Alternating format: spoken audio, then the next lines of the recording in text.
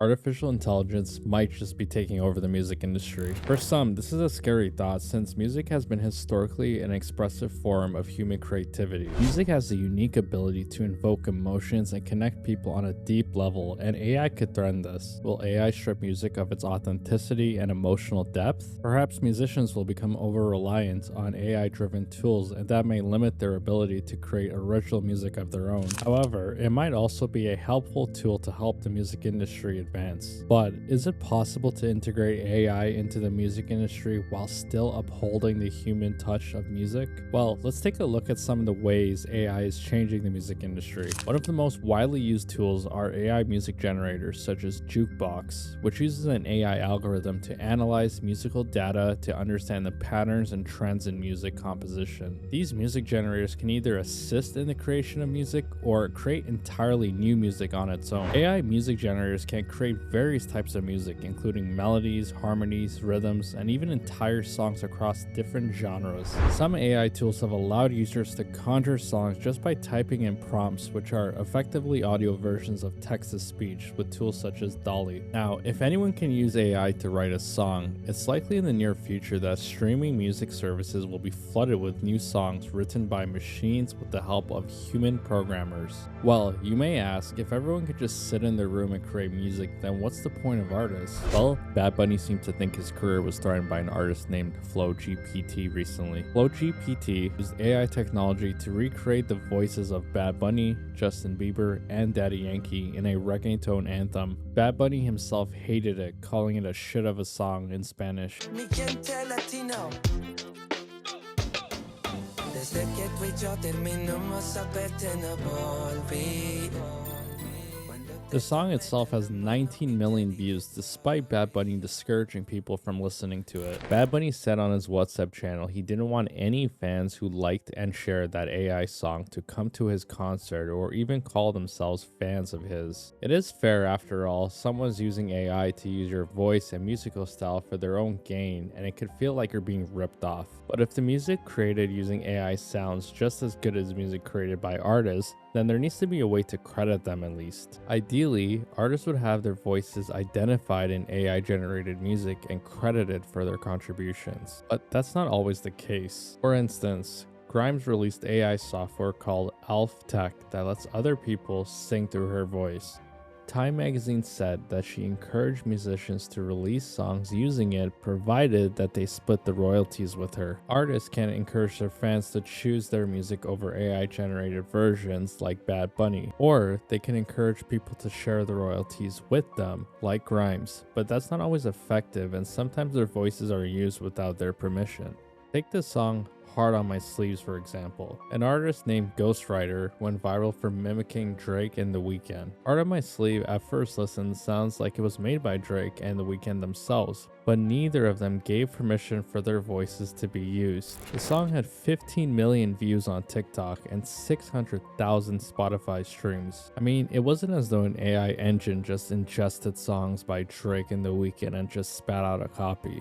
AI vocal filters were used to imitate the voices of both artists. The song is mostly original, written and recorded by humans, and seems like harmless fun, right? Well, except for the fact that it was nominated for a Grammy. The Recording Academy's CEO, Harvey Mason Jr., first told Times that the song could be eligible for Grammy consideration.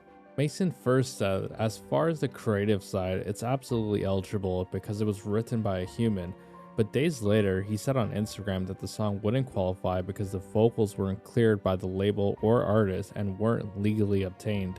The Universal Music Group, the parent company of The Weeknd and Drake's label, removed the songs from streaming services for infringing on content with generative AI. Universal condemned the practice of using real songs by real artists to train AI to create new and different songs, calling it both a breach of our agreements and a violation of copyright law. The label also took a shot at streaming music services, saying that they were legally and ethically responsible to prevent the use of their services in ways that could harm artists. But even after this, the Recording Academy confirmed in an email to CNET that the Heart on My Sleeve song was still on the Grammy ballot. Now, imagine hearing a song that used your voice that you had nothing to do with, and then it got Grammy nominated. I mean, this isn't surprising considering that the legality around AI produced music is truly obscure. Even the owner of AI produced music remains ambiguous. Is it the creator of the algorithm, the AI itself, or the owner of the music that the AI was trained on? The Policy Counsel Meredith Rose states there is nothing legally requiring you to give the artist any profits from it unless you're directly sampling them. So basically, AI could be used to create the next hit song by using old popular songs as data and creating similar compositions, which can then potentially replace the actual artist. Because of cases like this, Google and Universal Music are discussing potentially licensing voices and melodies of artists for AI generated songs. So far, there hasn't been any agreements made, but it's crazy to think that this is something record labels have to now consider. Scott Cohen is one thought leader in the music industry who saw the potential impact of technology on the music industry's future when others didn't. During his keynote presentation at the Eurosonic conference, he said every 10 years something kills the music industry. If you want to know what's next, just look at the tech world. This is still up for debate whether AI will destroy the music industry altogether. It's predicted that AI will actually claim 50% of the music industry market by 2030. Companies might not need human music producers if they could just ask AI to create exactly what they need.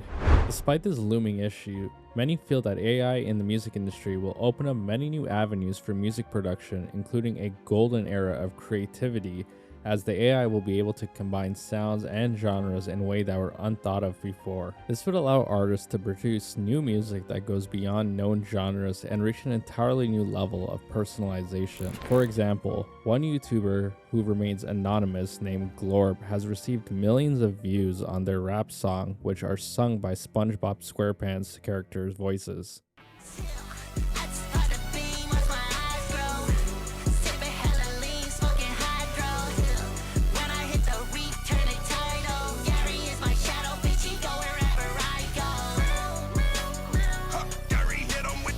It's unknown exactly how Glorb makes their music, but it's been speculated that it involves human voices rapping the lyrics through an AI voice generator. Nickelodeon could potentially make a copyright claim if they wanted to, but this also seems like it could be considered a new genre of music.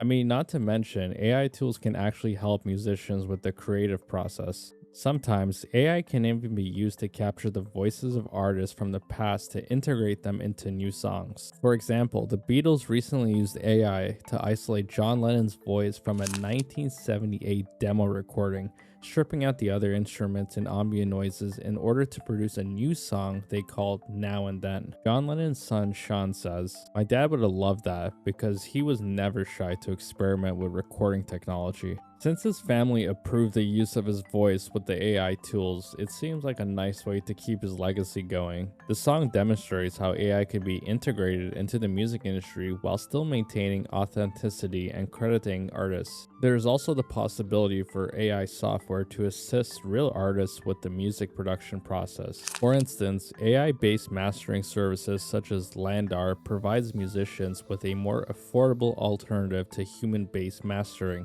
And so far, more than 2 million musicians have used it to master over 10 million songs. Usually, a song could take days to create, but with a software like this, it could reduce the process to minutes. This could mean that artists could get their music released sooner, and this would really help out the music industry thrive. For now, AI seems to be complementing human creativity instead of replacing it. However, AI could eventually take on a more human approach and write and compose full songs with lyrics, which might then destroy the music industry. But until then, we just have to wait and see. If you enjoyed this video, please like and subscribe. It'd really help out the channel. And until next time, thanks for watching.